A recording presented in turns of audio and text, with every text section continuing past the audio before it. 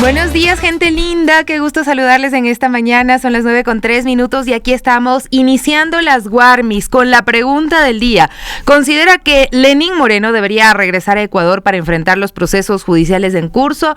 Esa es la pregunta que tenemos a través de nuestras redes sociales, transmisión en Radio Pichincha Multimedia, en Twitter, X, y también en nuestra red social de Instagram. Ahí tiene la pregunta para que la responda. Eso es lo que le planteamos el día de hoy. Más adelante vamos a hablar acerca de los derechos humanos bajo amenaza en Ecuador. Hoy es el Día de los Derechos Humanos y Ecuador tiene tarea pendiente.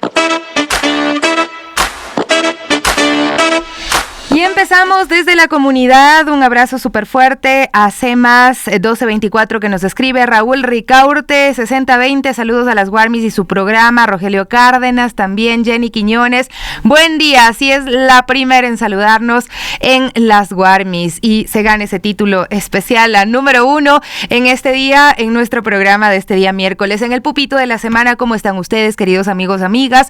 Ya les contamos lo que pasa en el país y ayer retomábamos un poquito estas cifras. La viceprefectura de Imbabura presentó los resultados de una encuesta sobre violencia basada en género contra las mujeres a fin de trabajar en una política pública que es imprescindible, pero aterrizada a la realidad del territorio, de la ruralidad, de lo urbano, y ya nos contaba algunos detalles la viceprefecta Paulina Bercutere. Diana Dávila nos brinda más detalles a esta hora. Nos encontramos en este momento en la Flaxo, donde la viceprefectura de Imbabura está presentando los resultados de una encuesta que se llevó a cabo en esta provincia respecto a la violencia basada en género contra las mujeres. Se hicieron un total de 2.601 encuestas, donde se tomaron en cuenta algunos factores que los detalló la viceprefecta Paulina Bercutere. Primero, que es necesario tener un enfoque territorial, tener una corrida de datos en la ciudad como en las partes rurales también, para saber si ese continuum de la violencia del que hablamos nosotras se da de la misma manera en los territorios urbanos y en los territorios rurales. Segundo, dijimos, necesitamos que nuestras encuestadoras al menos la mitad sean bilingües, ¿no? Porque ustedes saben que en la provincia de Imbabura el 27% pues somos de la nacionalidad quichua. Porque desde el 2019 que venimos contabilizando los femicidios en la provincia de Imbabura, 30 hasta ahora, al menos el 44% son de mujeres quichuas.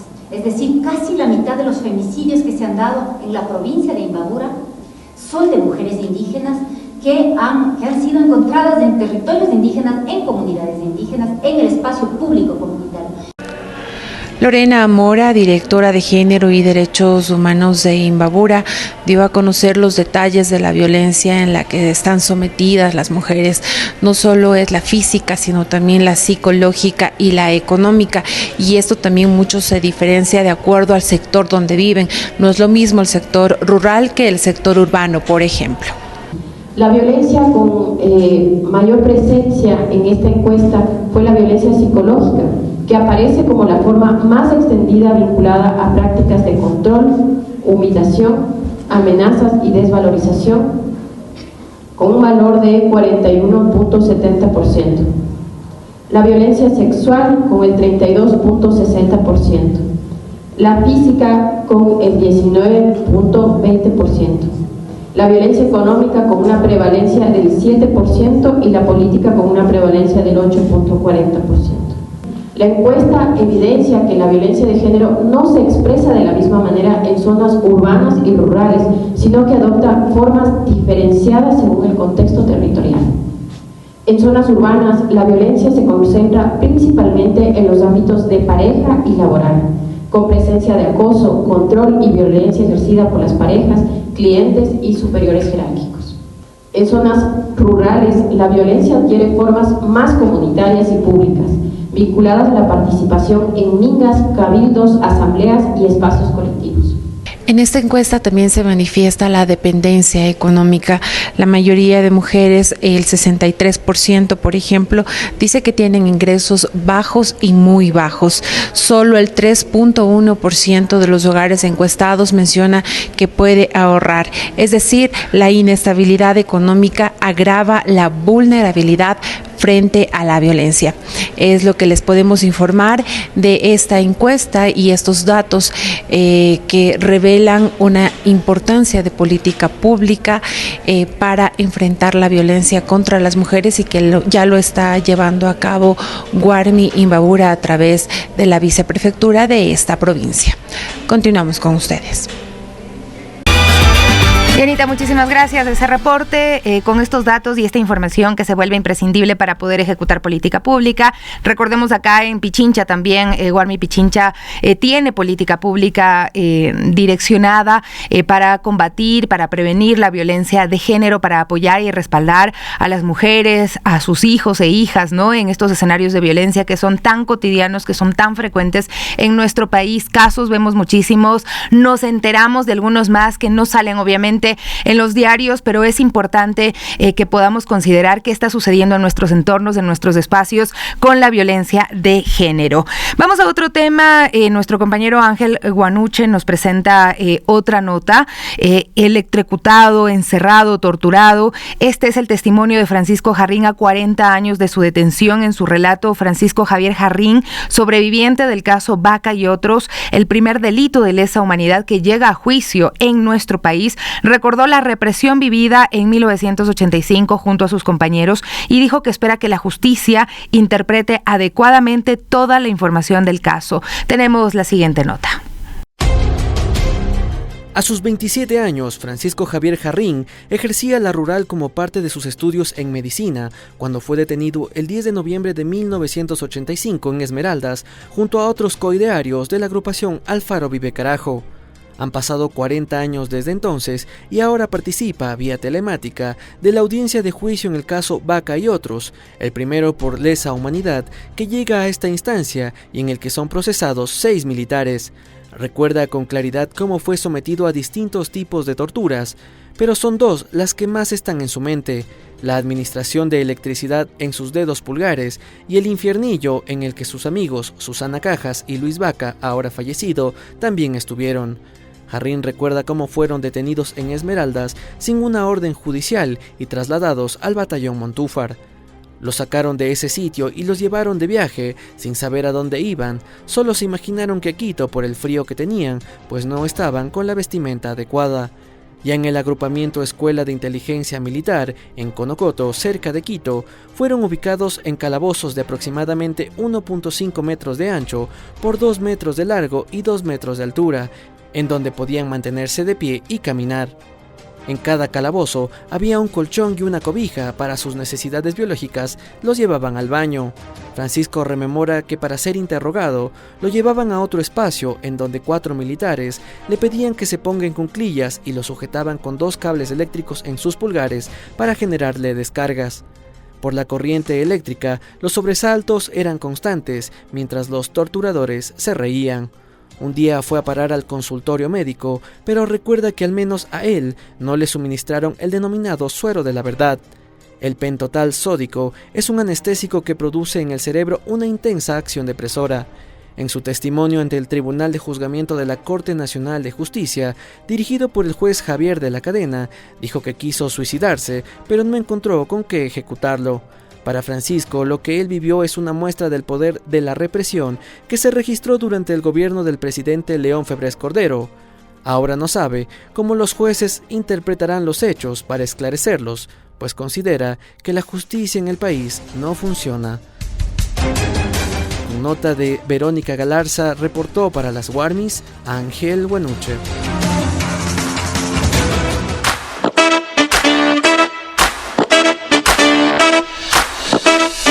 Bueno, ahí veíamos la nota de nuestro compañero Ángel Guanuche y por supuesto la reportería, el trabajo periodístico de Verónica Galarza, quien ha estado siguiendo este juicio, que es el primero y que tiene una trascendencia muy importante en el Ecuador, ¿no? Al ser el primero que llega a definirse, a debatirse, a mostrarse en los tribunales, y ahí está la decisión de los jueces que por supuesto le den una respuesta al país y por supuesto a las víctimas también.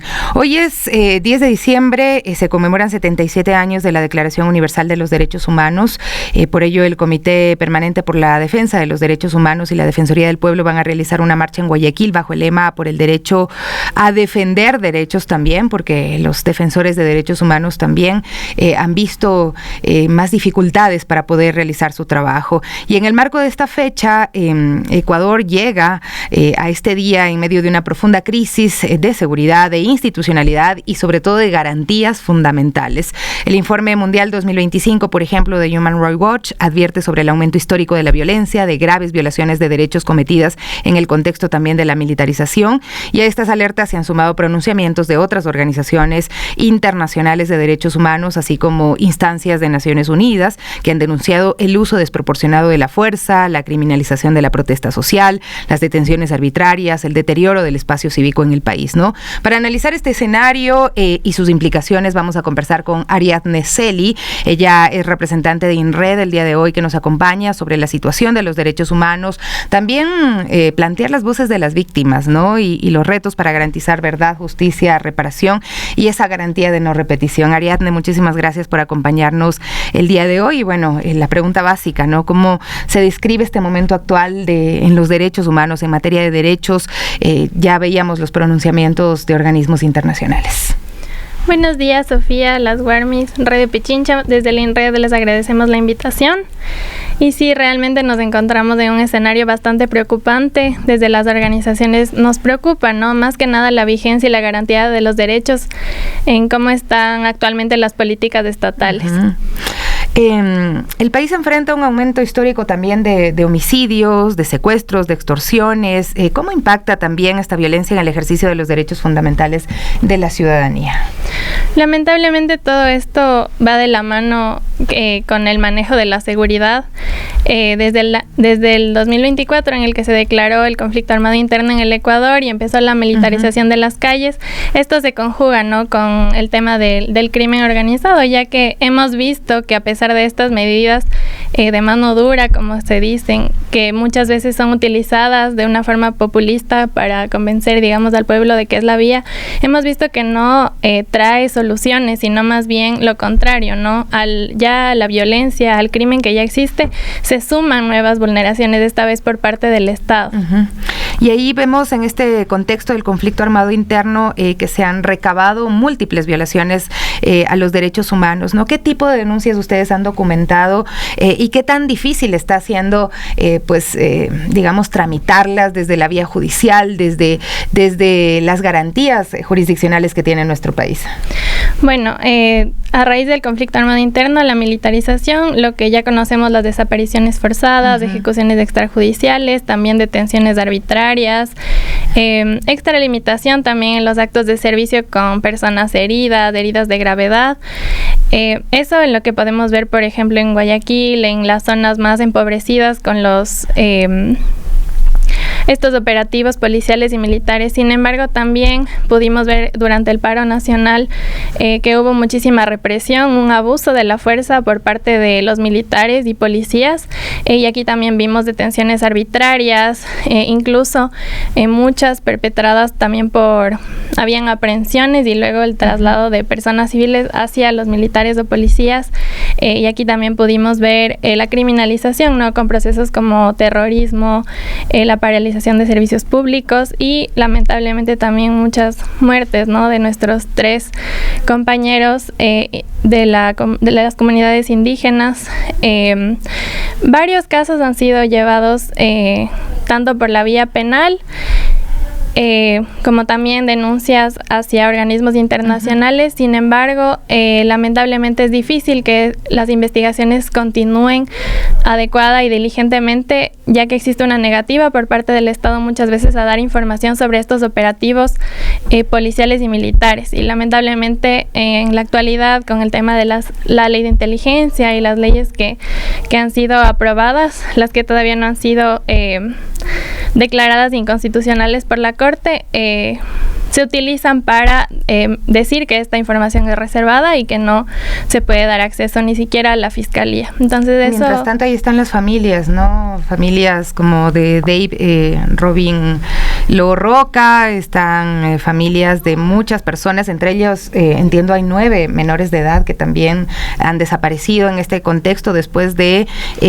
la participación de militares en operativos, ¿no? Entonces están ocultando información y estas familias están destrozadas también. Qué difícil trabajar con ellas, o sea, desde el lado humano también, ser defensor de derechos humanos en este país, en este momento, entiendo que duele mucho. Sí, realmente lo que las familias buscan en este momento es justicia, es verdad, es reparación, encontrar, ¿no?, a las personas desaparecidas en este caso, o al menos conocer qué fue lo que sucedió. Lamentablemente, si es que no hay como esta apertura o por parte del Estado para dar información, es muy difícil. De igual forma hay mucha información que ya, al menos en los casos de desapariciones, si es que no se investiga, si es que no se hacen las diligencias los primeros días, hay mucha información que ya se pierde. Yo había visto que Ecuador igual está en el contexto internacional formando parte de consejos de derechos humanos, o sea, en el discurso todavía no reniegan de organismos como la ONU y demás, pero a nivel mundial parecería que hay una tendencia. Ahora mismo veíamos lo que está pasando, por ejemplo, en Palestina, donde se quitan banderas de la ONU de centros de este organismo, como para decir, no nos sirve de nada estos organismos internacionales, no los respetamos y ya no nos interesa el tema de los derechos humanos. Aquí en el país, ¿en qué momento va a pasar esto? Porque también hay como ese temor, porque se ha hablado muy en contra de los derechos humanos. Sí, creo que a nivel mundial estamos en una crisis de derechos humanos, de organizaciones sociales, porque ha habido un auge de la extrema derecha, lamentablemente. Sin embargo, creo que lo importante es que las organizaciones se mantengan firmes, nos mantengamos firmes, ¿no?, en la lucha por los derechos humanos. Nos preocupa mucho que empiece a pasar eso en el Ecuador. Sin embargo, creo que también el resultado del no en la consulta popular nos da una esperanza, exacto, de que no suceda eso en el país. Igual, es un mensaje, ¿no?, de que sí le apostamos todavía a los derechos, ¿no? A pesar de que sea muy popular hablar de quitarle del grupo de atención prioritaria a las personas privadas de libertad, por ejemplo, que es ahí donde hay otro foco de vulneración de derechos humanos que se está viendo. O sea, se están muriendo de 10 en 10 por tuberculosis, por hambre, y nadie dice nada. Sí, realmente ha sido el discurso que ha utilizado también el gobierno para mencionar que la Constitución defiende a los delincuentes. Las personas privadas de la libertad son un grupo de atención prioritaria porque el derecho que se les limita al haber cometido un ilícito es el derecho a la libertad. Sin embargo, son también personas y tienen derecho a la atención por parte del Estado dentro de los centros de privación que están a cargo del Estado.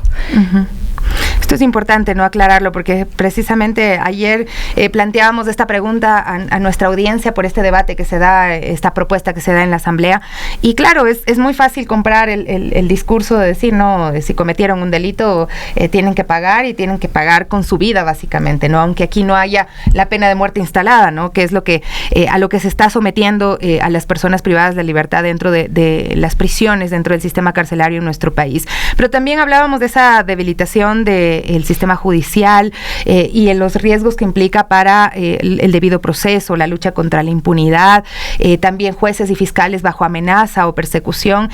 ¿Cómo transitar estas luchas en el país en estas circunstancias?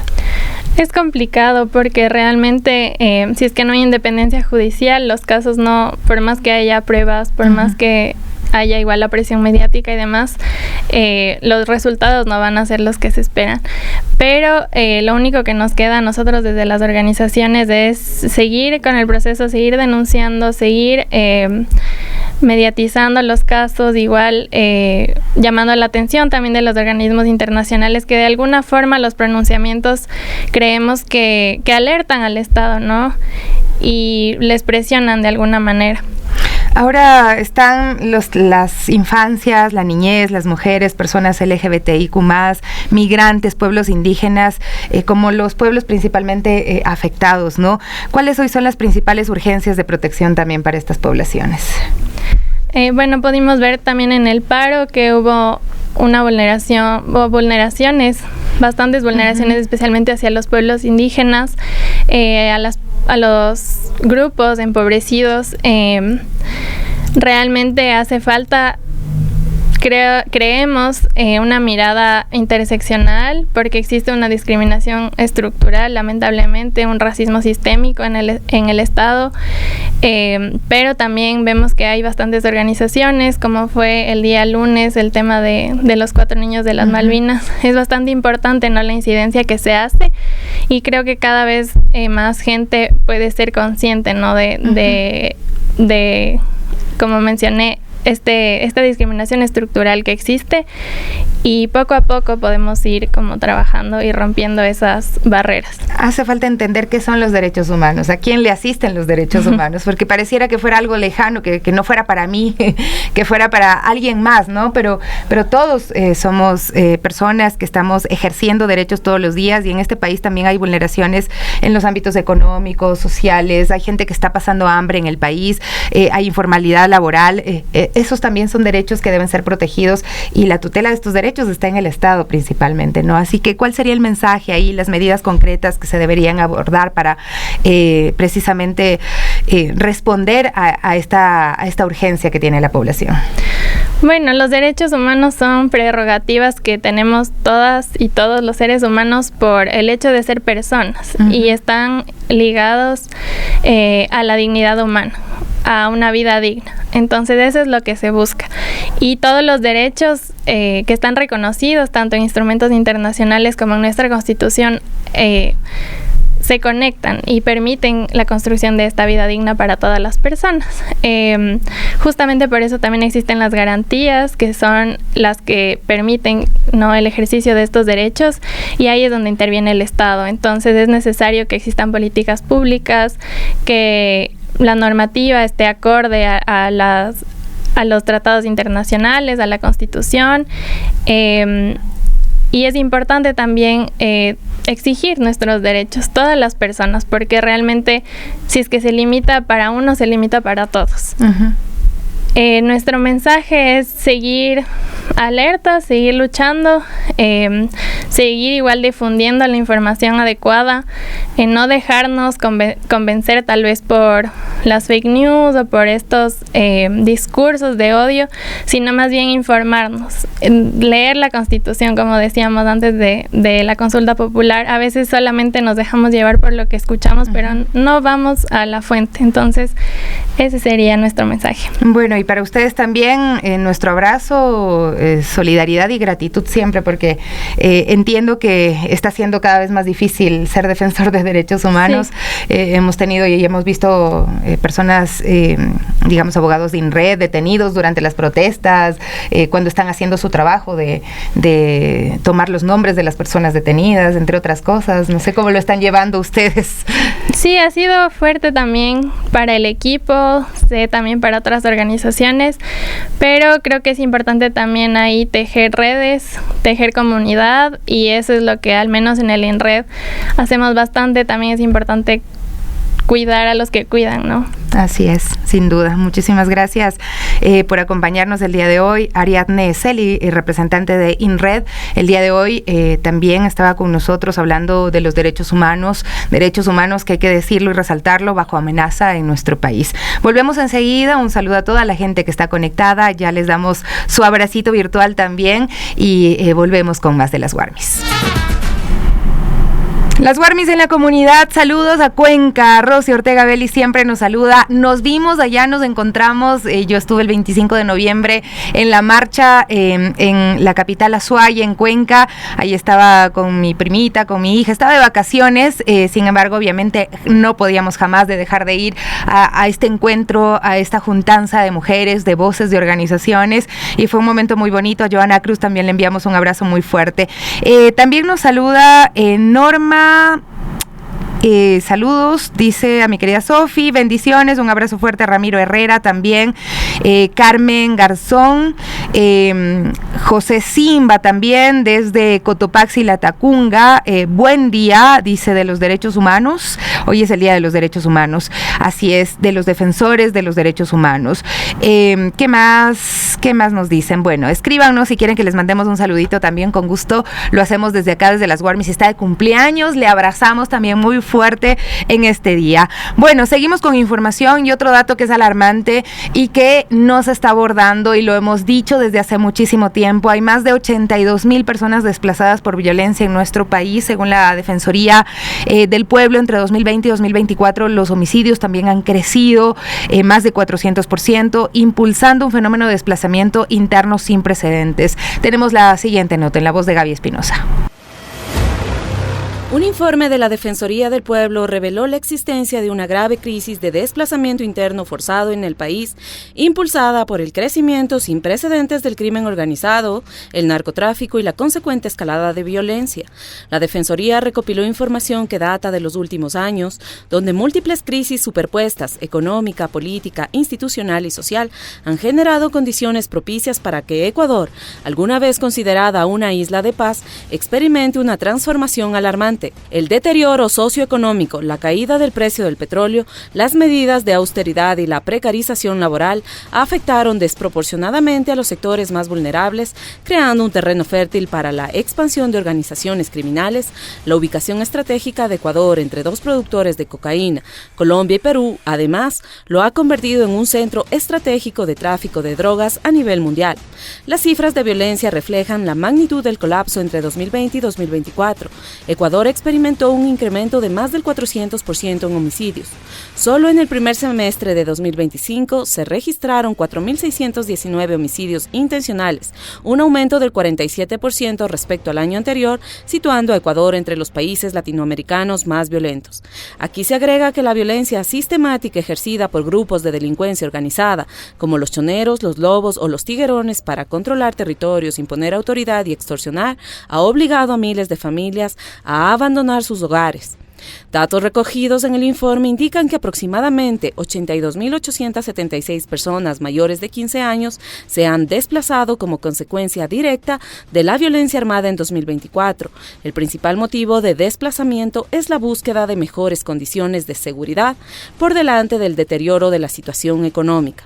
Además, el 100% de las personas desplazadas por violencia y seguridad manifestaron haber sufrido algún evento de violencia, siendo las extorsiones la forma de violencia más común. Con nota de Edison Paucar, tomado de la web de Radio Pichincha, reportó para las Guarmis Gabriela Espinosa. El 25 de noviembre la vida de Roselena P. Y su familia cambió para siempre. Cerca de las 11:30 recibió una llamada desde la unidad educativa Cristóbal de Troya en Ibarra, donde estudiaban sus dos hijos. Le informaron que Yandris Steven, de 12 años, había sufrido un accidente durante una actividad escolar y debía acudir de inmediato. Horas después, la madre conoció que un arco de indoor fútbol habría caído sobre el abdomen del menor de edad. Yandris fue trasladado al hospital de Ibarra, donde los médicos confirmaron que presentaba una hemorragia interna severa, y tras una primera cirugía de 4 horas se determinó que tenía lesiones graves en el hígado, el estómago y el páncreas. Debido a su estado crítico, fue transferido al Hospital de Niños Baco Ortiz en Quito, donde permaneció varios días y pese a los esfuerzos médicos, pues falleció. Tras la muerte del niño, la familia buscó presentar una denuncia en la Fiscalía de Imbabura. Sin embargo, según relatan, les pidieron previamente entregar un escrito ante el Distrito Educativo, trámite que cumplieron sin recibir ninguna respuesta posterior. Ante la falta de acompañamiento institucional y al sentirse sin acceso efectivo a la justicia en Ibarra, Roselena decidió regresar a Esmeralda, su provincia de origen y lugar de residencia familiar, donde finalmente presentó una denuncia por presunto homicidio, la cual fue ingresada en días pasados. La madre también denuncia que hasta hoy ninguna autoridad del plantel educativo se ha comunicado para ofrecer explicaciones o acompañamiento, ni estuvieron presentes durante el velorio del menor de edad. El caso ahora es acompañado también por el defensor público de Esmeraldas, David Grueso, quien anunció que vigilará que se cumpla el debido proceso y que notificará a la Defensoría Pública de Imbabura para que se activen las investigaciones correspondientes. Queremos conocer pues en qué estado se encuentra este proceso judicial, qué responsabilidades se investigan y cuáles son los derechos de la familia. Bienvenido, abogado, muchas gracias por acompañarnos. Es muy triste este caso, realmente muy, muy doloroso. ¿En qué estado se encuentra actualmente la denuncia presentada por la familia de Yandri Stevens? Sí, muy buenos días con todos y cada uno de los que escuchan este prestigioso medio de comunicación. Quien habla a ustedes es el abogado David Grueso Valencia, en mi calidad de delegado provincial de la Defensoría del Pueblo de la provincia de Esmeraldas. Primero quiero agradecer a Dios por darme la oportunidad el día de hoy de estar aquí con ustedes. Segundo, al doctor César Córdoba por haber confiado en mí para estar en territorio. Y tercero, a ustedes por darme este espacio para que la ciudadanía del país conozca lo que pasó el 25 de noviembre del 2025, valga la redundancia. Efectivamente, como usted lo acaba de mencionar, señorita periodista, la madre de este menor, bueno, escuchando la nota anterior también voy a hacer alusión a lo que dice mi institución, ¿no? En la nota que pasaron hace unos minutitos atrás, el desplazamiento interno, o sea, las personas de ciudades como Esmeraldas que tienen que desplazarse a otras ciudades por el tema de la delincuencia. Es el caso que nos atañe en este preciso momento, porque esta madre tuvo que salir de la provincia de Esmeraldas aproximadamente, me cuenta ella, que en el mes de febrero o marzo de este 2025, acompañada con la Policía Nacional. Se radicó en la ciudad de Ibarra, donde estaba radicada, donde quería rehacer su vida. Sí, conjuntamente viajó con sus dos hijos menores de edad, Yandri, de 11 años, 12 años aproximadamente, y por el otro se me escapa el nombre, de 6 años. Los dos estudiaban en la misma escuela, los dos se iban cogidos de la mano a la escuela. Tanto así es el caso que el hijo que le quedó, el hijo del niño de 6 años, está sumamente traumado porque ya no quiere ir a la escuela. Sí, los escucharon, madre que decía que su hijo ya no quiere ir a la escuela porque piensa que le va a pasar lo mismo que le pasó a su hermano. Imagínense ustedes. Aquí hay un sinnúmero de situaciones que yo particularmente, primero como abogado y segundo como ser humano, no entiendo el accionar de las autoridades de la provincia de Imbabura en ese preciso momento. De la misma manera, el distrito. Efectivamente, la señora llega a la Defensoría del Pueblo de la provincia de Esmeralda, porque recordemos que es una madre afrodescendiente, afroesmeraldeña, que se sintió vulnerada a sus derechos en una ciudad extraña. Ella me contó, enterré a mi hijo en Ibarra y me regresé a Esmeraldas. ¿Por qué? Porque fui a la fiscalía y no me receptaron la denuncia.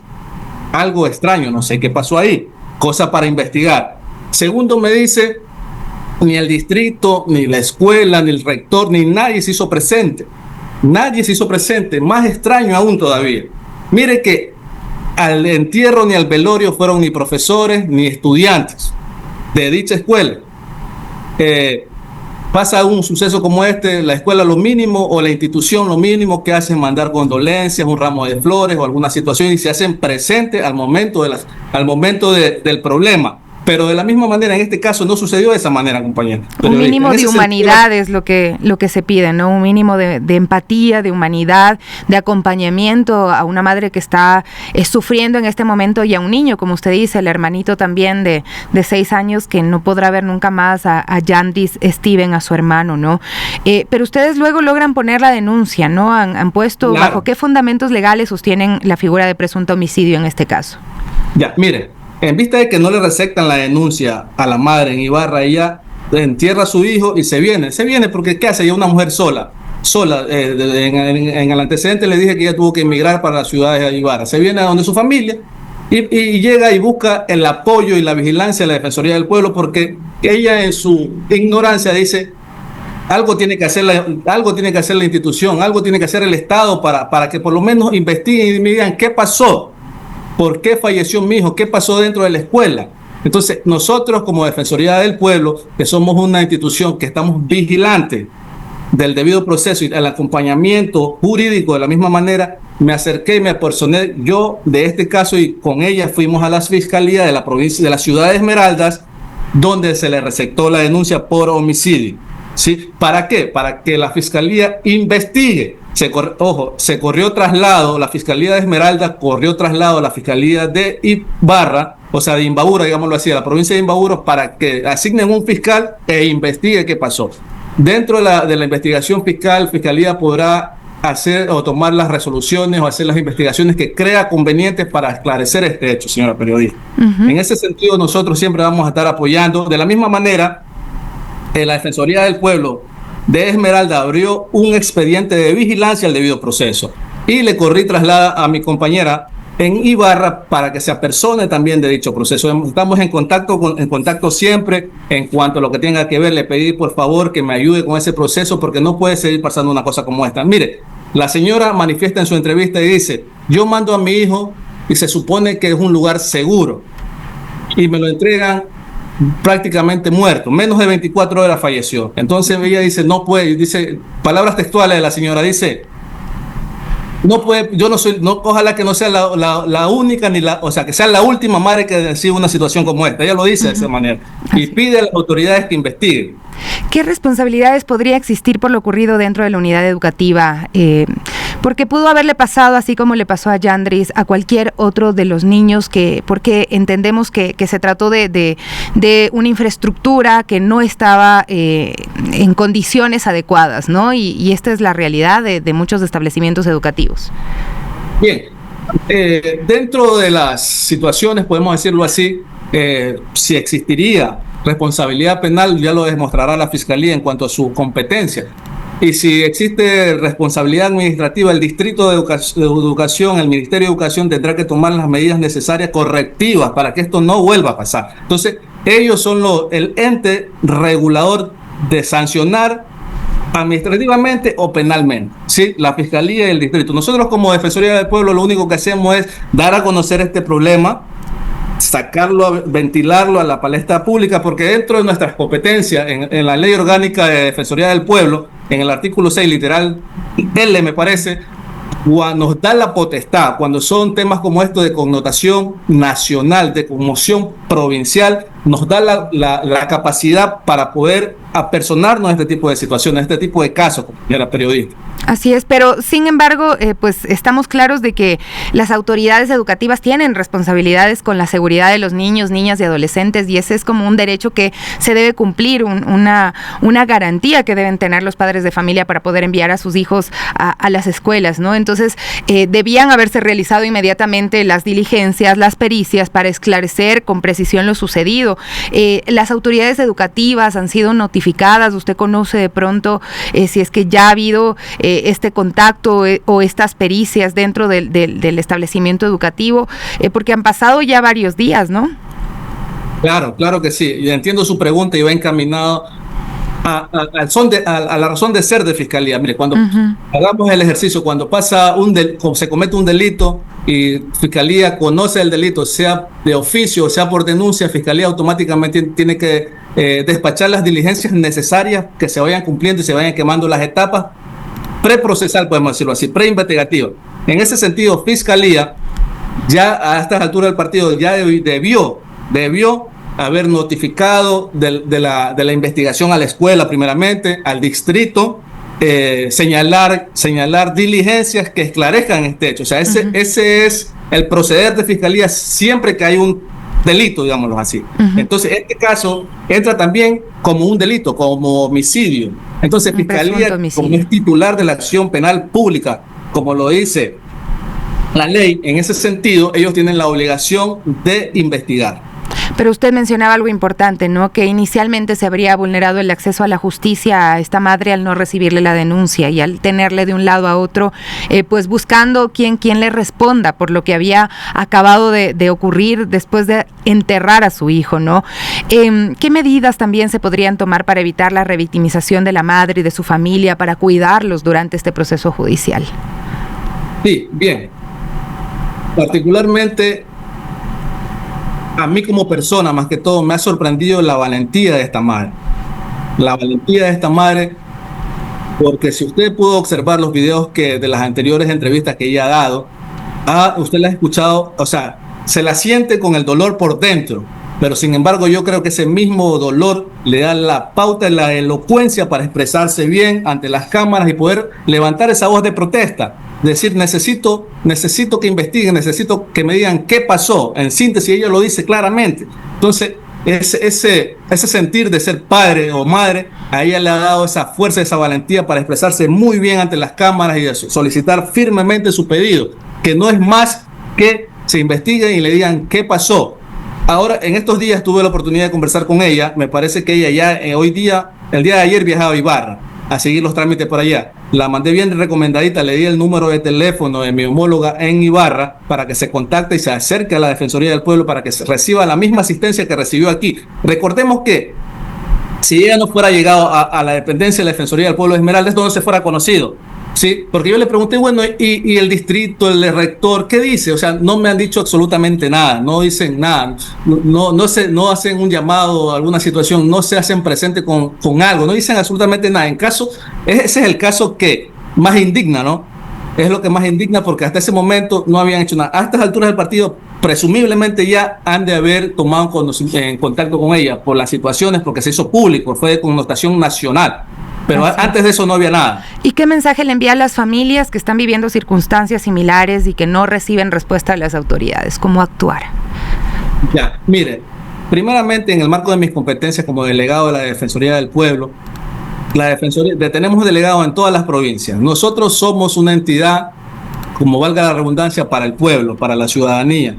Nosotros siempre vamos a estar prestos y predispuestos para acoger todas las denuncias, hablemoslo así, todos los problemas que tengan la ciudadanía, tanto local o internacionalmente, porque recuerde usted que nosotros también tenemos dependencias en España, Italia, tenemos delegaciones, tenemos delegados internacionales que son parte de la Defensoría del Pueblo. Estamos prestos para colaborarle a toda la ciudadanía para poder hacer ese acompañamiento, para poder hacer esa vigilancia al debido proceso. Entonces, en ese sentido, yo los conmino a todos los ciudadanos que se acerquen a la Defensoría del Pueblo, que estamos con las puertas abiertas para ayudarles en lo que ustedes necesiten. Y recuerden muy bien que esta es una dependencia que el son de ser de nosotros como Defensoría del Pueblo es el pueblo mismo. Su nombre mismo lo dice así. Entonces estamos listos para colaborarle al pueblo. En ese sentido también debo hacer alusión al día de hoy. El día de hoy es un día muy importante. Estamos 10 de enero, es la Declaratoria de los Derechos Humanos Universal. ¿Sí? Hoy ya estamos celebrando ese Día de los Derechos Humanos. ¿Sí? Y tanto así que, mire, nosotros como Defensoría del Pueblo no tenemos poder coercitivo, quédese claro, que a la ciudadanía también se lo digo, nosotros no tenemos poder coercitivo, pero sí hacemos vigilancia al debido proceso y acompañamiento.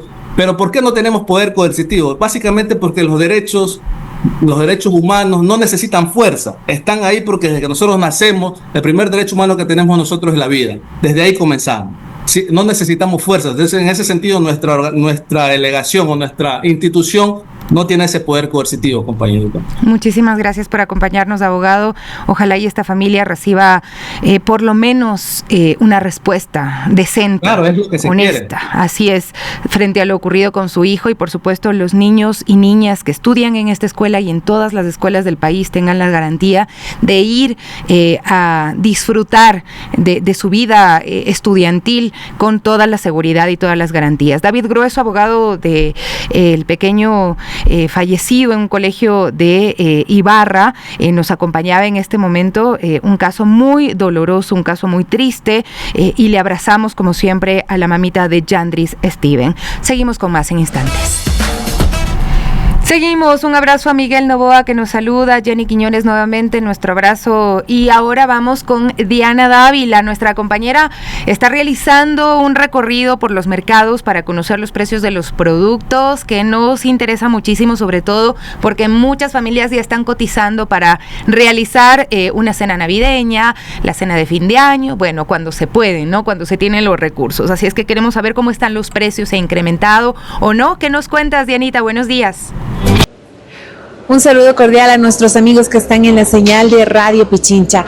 Nosotros salimos a hacer un recorrido por algunos mercados de la capital para conocer los precios de los productos, sobre todo porque estamos cerca de la Navidad, un tiempo donde se comparte en familia con una cena especial. Es por eso que les vamos a traer los precios de los productos que nos han dicho las caseritas. Si bien algunos han subido un poco debido a la helada que está cayendo en algunas provincias, hay otros que se han mantenido y otros que han bajado. Señorita, ayer esto estaba $10, ahora cogí $6 porque estaba bajo el precio. La vaina está $20, no cojo porque no se vende y son productos que se dañan. El brócoli estaba $1, ahorita está 50 cada uno. También son cosas que se dañan. Entonces hay productos que no se puede coger porque no se venden. Vea la lechuga, $5. Y la gente quiere $1, no sale, señor. 12, 13 lechugas nomás vienen. Se dice a 60, 50, no quieren $1. Entonces hay cosas que no se coge porque no se venden. El tomate, la cebolla, el pimiento, por ejemplo. Está barato, se coge y se da, bueno, 50, vea. El tomate se ve a $1. Hablamos, por ejemplo, de que la fundita de tomate, la fundita de pimiento y la funda de cebolla a $1 sí sale, ¿no? Sí sale. Se pone unito más cosa de poder vender, salir el producto. A 13 y a 12. La funda. Este costal. Ya, ¿y las fundas pequeñas? Esos a $1 y a $2 y a 2.50 los costales. ¿Ha subido, ha bajado o se ha mantenido? Ha bajado un poco, está rebajado. Un poco ha subido, pero está a $20, a 22. El costal. Sí. Y por ejemplo, así para vender, no sé si hay una porción de $1, $2. Sí, hay hasta de $1, hasta 50 centavos, $1, sí lo vendemos. Por ejemplo, ¿cuántos vienen en $1? 6 chocos. O sea, tenemos un huevito inicial que se llama, que cuesta ahora $1.75, que prácticamente vendemos en $2, pero es el pequeño, el inicial. Pero en los otros tamaños y los otros precios han bajado, sí, pero ¿qué le puedo decir? Si antes costaba $2.85, ahora cuesta $2.50. Entonces no es que ha bajado totalmente como dice la gente. Por ejemplo, el huevito pequeño dice $2, el mediano y el grande más o menos, ¿a cómo está? Mira, el mediano está $2.50, el grande, o sea, el grande está a $2.75, que yo vendo a $3. Ahorita estoy dando a $2. La pierna chuleta $2.50, costilla $2.50, así, piernas así, libriado estoy dando a $2.30, $2.25, hasta $2 estoy rematándome. Por ejemplo, más o menos una pierna para unas 5 personas, ¿a cómo más o menos? O una familia de 6, digamos. Estoy dando a 30 o 25, según la libra, según el porte mío. Tenemos la variedad de pavos, tenemos a $1.90 la libra para toda la economía, el bolsillo de la ciudadanía. Por ejemplo, un pavo para una familia de 6 personas, ¿a cómo más o menos estará oscilando? Tengo pavitas y pavos. Pavitas tengo a $29, tengo pavitos de 31 y así, entre más peso, hasta 40, sí. Por ejemplo, para las familias que no pueden acceder a un pavo y que digamos ese día quieren comerse un pollito, ¿a cómo está un pollo ahorita? No sé si ha subido, ha bajado, se ha mantenido. Se ha subido un poco, pero sí tenemos para todos los bolsillos, desde $5, tengo promociones de 2x9, 2x10, pollo blanco, amarillo. Para aquí se les acomoda todos los pedidos de que sean los clientes. Así que usted ya conoce todos los precios y tiene más o menos una idea de cuánto le puede costar una piernita de chancho, un pavo o si es que no, pues hasta un pollito para que lo pueda disfrutar en familia. Lo importante es pasar todos en unidad. Continuamos con ustedes. Gracias, Dianita. Importante tener estos datos, pero además pensar en qué es lo que está pasando en el país, ¿no? Porque es verdad, la inflación anual cayó a 1.05% en noviembre, pero lo que también se está reflejando es una señal de debilidad económica. ¿Cuándo usted ha escuchado que están rematando ahí la piernita de pavo y demás? Ha bajado el precio de los huevos, que obviamente para quienes tienen en el bolsillo plata está bien, ¿no? Y obviamente se espera que los productos no sean tan caros, que haya bienestar y que haya acceso eso, pero el problema es ese, que no hay acceso a estos productos y que en el Ecuador hay gente que está pasando hambre, millones de personas que están pasando hambre en el Ecuador. Y lo que está reflejando también esto es que no hay la posibilidad de comprar, que la gente está rematando productos, vestimenta también ha bajado un poco de precio, como en esta lógica de ojalá y me compren para salirme de lo que he invertido en mercadería y se pueda continuar o recuperar la inversión, ¿no? Entonces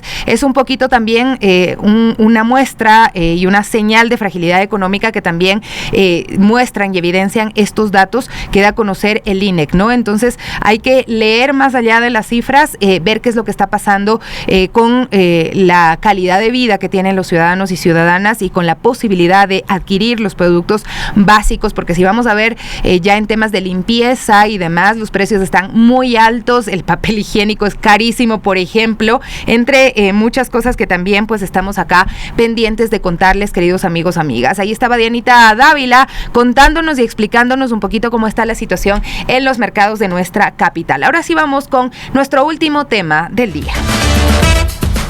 Nos vamos a donde están los ecuatorianos. En todo el mundo, la campaña Raíces de Paz de la ONG ISARA está brindando talleres gratuitos de entrenamiento mental para apoyar a migrantes ecuatorianos en España en el manejo del estrés, la ansiedad y la soledad.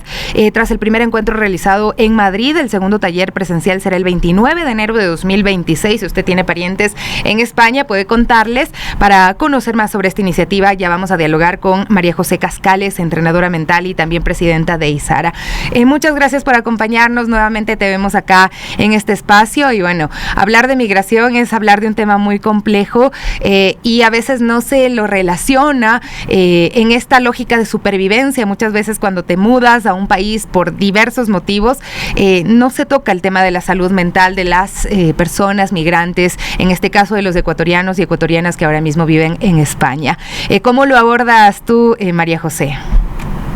Hola Sofía y hola a todos. Pues la verdad que ha sido una iniciativa que ha surgido desde el corazón y por haber ido muchas veces ya allí a Ecuador, y bueno, la abordamos con de una manera de cuidado hacia esas personas que, bueno, como tú dices, están en otro país y muchas veces nos olvidamos de la salud mental y entramos en la rutina de cosas habituales y esta parte mental se queda a un lado. Entonces encontramos que podíamos hacer esta gran aportación a esta comunidad que tanto queremos desde España, y por eso ha nacido esta iniciativa que ya empezamos en diciembre y continuamos ahora en enero, y damos herramientas, recursos para que las personas se puedan gestionar en esos momentos, como tú dices, de soledad, pues en estas fechas que uno pues echa de menos a la familia, no puede viajar y tiene que vivir ese proceso más en solitario, pues para que puedan tener ese conocimiento de la mente para poder transitarlo con paz y en armonía. ¿Qué emociones aparecen con mayor frecuencia en quienes dejan su país, se separan de sus familias de manera temporal o de manera definitiva? Pues sobre todo tristeza, frustración, esa sensación de soledad, de desamparo en muchas ocasiones, y todo eso, si no se aborda con una buena gestión mental, puede llegar a crear pues problemas, ¿no? A nivel físico, a nivel mental, evidentemente, porque uno puede ir cayendo como en picado, ¿no? Malas sensaciones, emociones muy, muy negativas, y todo eso al final lo que te quita es la ilusión, la energía, y esta parte es tan importante cuidarla que por eso nosotros desde ISARA, desde la ONG, pues hemos empezado este camino para poder aportar ese espacio donde las personas puedan conocerse, que es realmente lo que uno necesita. No es algo complicado, solo que no sabemos cómo hacerlo. Bueno, ¿qué señales de alerta ahí sería importante reconocer en las personas migrantes cuando su salud emocional empieza a deteriorarse?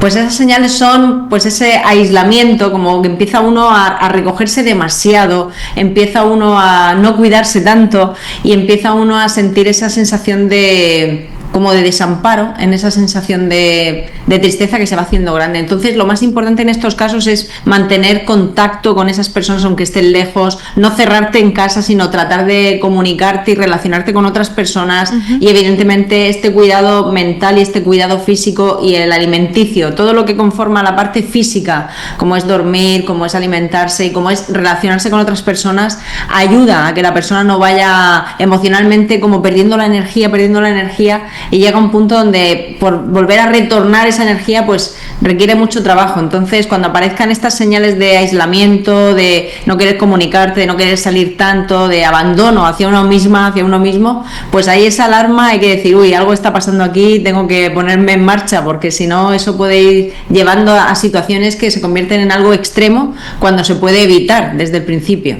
Y tú hablabas de cómo esta falta de redes de apoyo inicialmente, porque llega solo, llega sola, y esta soledad pueden detonar en ansiedad o en depresión. ¿Y cómo manejar la mente frente a esto, frente a sentirse solo, frente a esta, digamos, falta de red de apoyos mientras se construyen estas redes de apoyo? Porque a veces necesitamos también ese empuje para construir estas redes, de esta nueva comunidad, esta nueva familia que vamos descubriendo en otro lugar. Sí, la red de apoyo es fundamental y mientras se va construyendo hay que construir tu propia red de apoyo.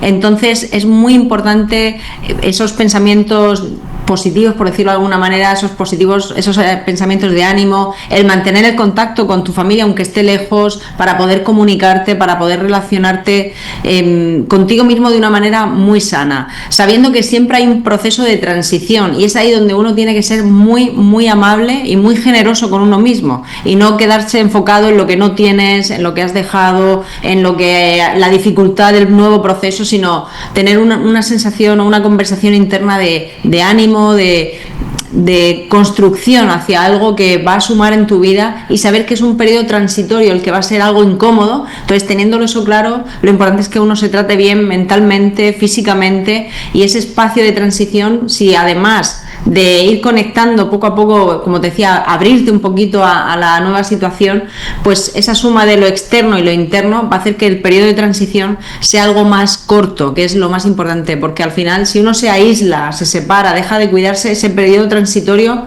se puede hacer muy largo, y algo que puede ser dentro de la incomodidad más corto, pues mejor así que hacer algo mucho más largo y que se convierta en algo muy doloroso. Estamos hablando de personas que recién migran, pero ¿qué pasa con aquellos que ya han pasado mucho tiempo y que nunca le dieron atención a este tema de salud mental por los estigmas o porque se creen muy fuertes y nunca fueron como guardando porque es un cambio, ¿no? Esto puede generar un trauma, un evento que está ocurriendo en tu vida, ¿no? Para quienes vivieron ya ese duelo migratorio en silencio, ¿qué decirles? ¿Por qué buscar estas redes, estos talleres, estar compartiendo también con quienes están viviendo lo mismo?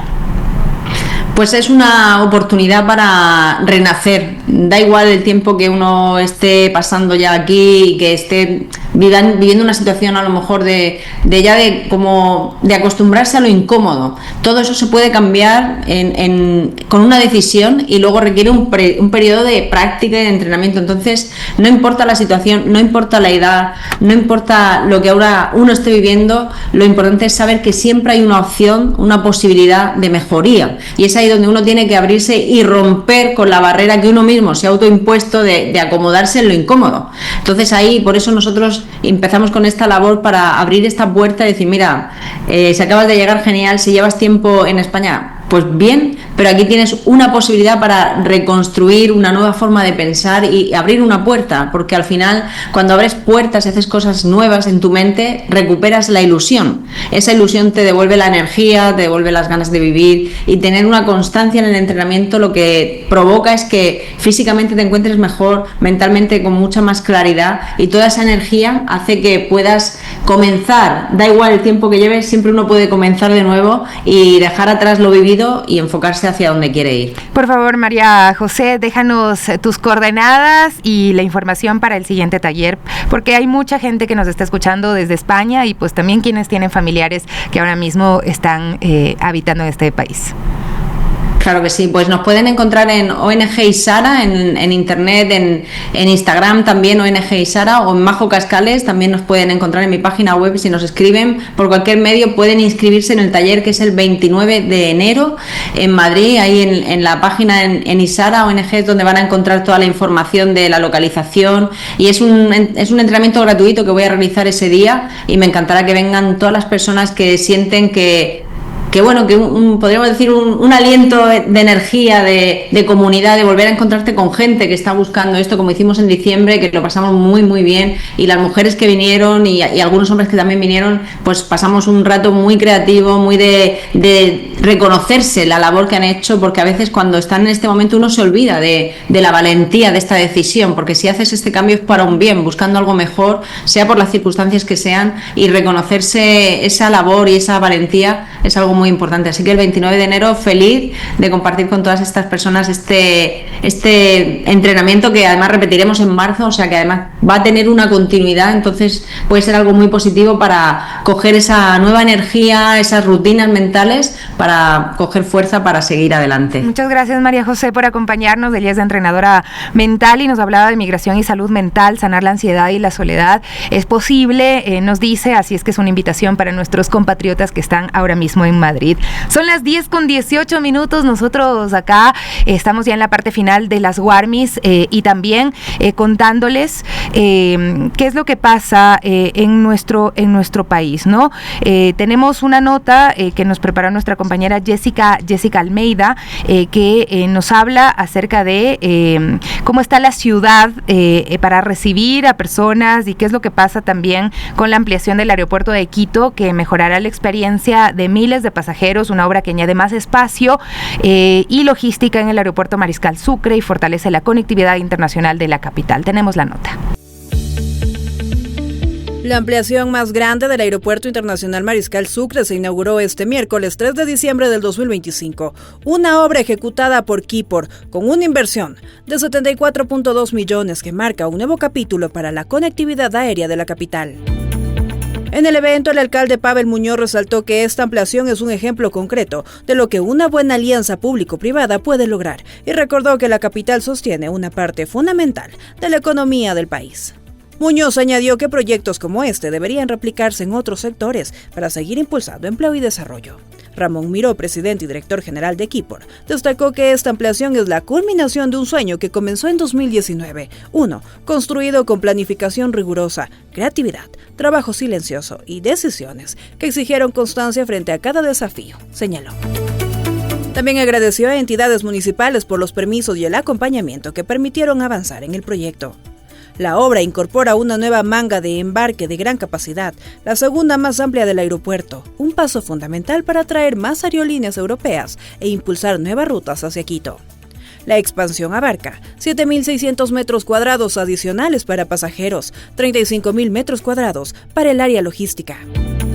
Distribución por niveles. Nivel 0, rampas de acceso, aéreas de servicio y operadores comerciales. Nivel 1, aduanas, arribos internacionales, make-up y filtro norte.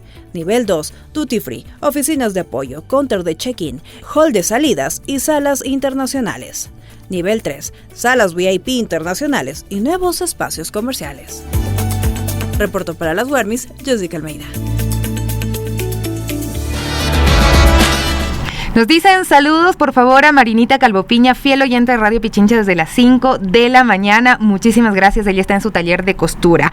Conocemos ahora la historia de la marchista y medallista olímpica Glenda Morejón, que regresará a las competencias oficiales a mediados del año 2026. Actualmente, pues, disfruta plenamente de su etapa de maternidad y comparte cómo vivió el nacimiento de su hija Victoria, un momento que describe como transformador. Yo con esto me despido con la nota de nuestra compañera Ana Isabel Rodríguez.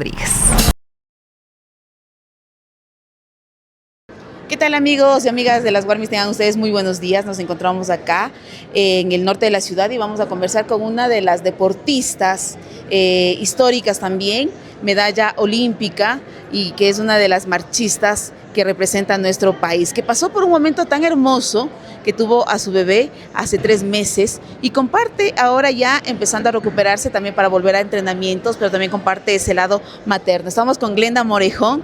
Gracias, Glenda, por estar aquí con nosotros. Cuéntenos cómo vivió esa experiencia tan hermosa que usted nos hizo enterarnos a nosotros por las redes sociales. Sí, bueno, muchas gracias por la entrevista. Realmente fue un proceso muy bonito, mi embarazo. Claro que tuve algunas complicaciones en mi embarazo, ¿no? Pero a pesar de ello, pues nos mantuvimos por la parte deportiva, pues activos. Y ahora, pues actualmente ya estoy retomando con mis entrenamientos de a poquito.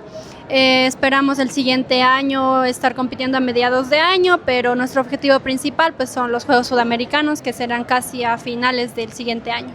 ¿Cómo vivió eso? Porque fueron 2 años de muchas emociones. 2024, la medalla, su matrimonio, luego también ya el embarazo. ¿Cómo vivió todas esas cúmulos de cosas?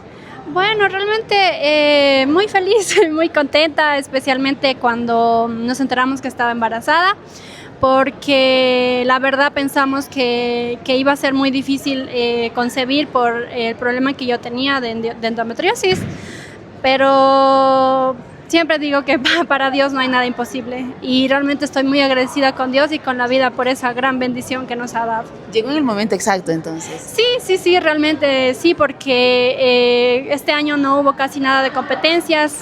Nuestro objetivo para este año hubiese sido el Mundial de Atletismo en Tokio, pero nuestro país estuvo muy bien representado por nuestros compatriotas, así que realmente estoy muy contenta de que ellos también hayan podido competir y bueno, especialmente Paula que ganó, que quedó a los 25 kilómetros, quedó cuarta y en los 20 kilómetros pues pudo entrar al podio, entonces realmente estoy muy contenta por eso.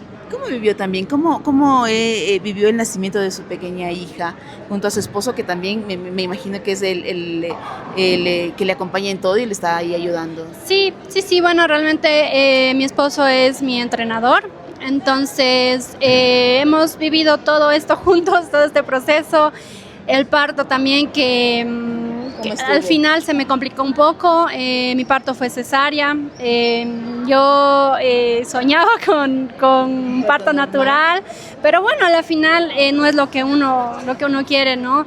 Y a la final pues siempre es ver por el bienestar tanto del bebé como de la madre. Gracias. Tiempo más de recuperarse, ¿no? Cuando es cesárea. Sí, gracias a Dios todo salió bien, igual con la cirugía.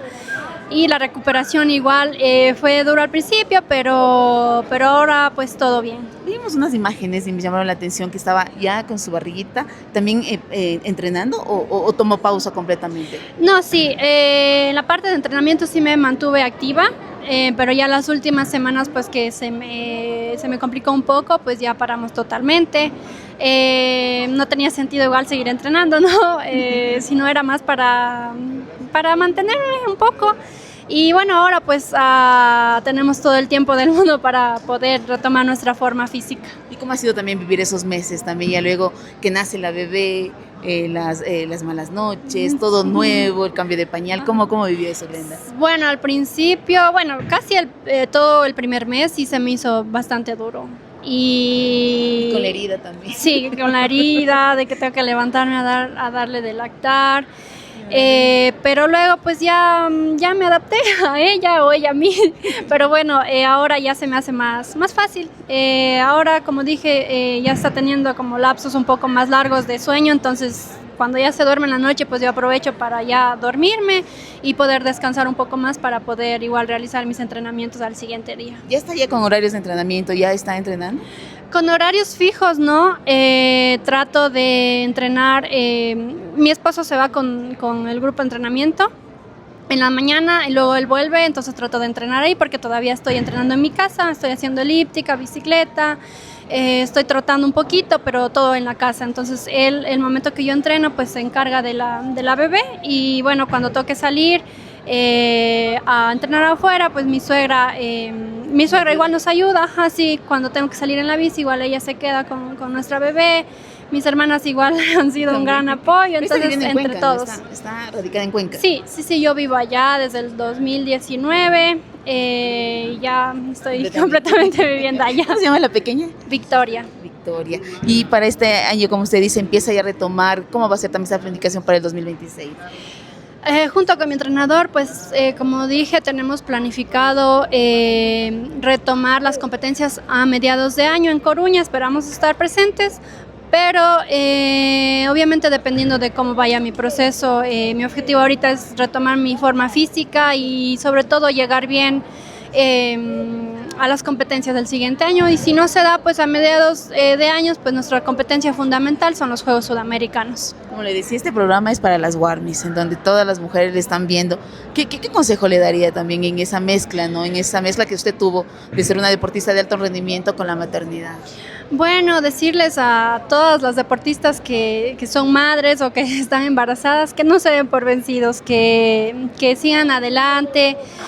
Todo pasa en esta vida, pero también en el posparto les abrazo porque sí es un momento muy difícil, un momento en donde cambia todo emocionalmente, mentalmente, pero les diría que se apoyen de su gente, que pidan ayuda, que no nos crean, o no se crean como que las super mamás, ¿no? Que se queden calladas. Sí, exacto, que pidan ayuda, que si necesitan descansar, descansen, pero que pidan ayuda para poder hacerlo. Muchísimas gracias, Glenda. Le deseo lo mejor, que siga disfrutando también de su maternidad y de la pequeña Victoria. Muchas gracias igualmente. Gracias. Ahí está. Seguimos con ustedes, compañeras, con más información.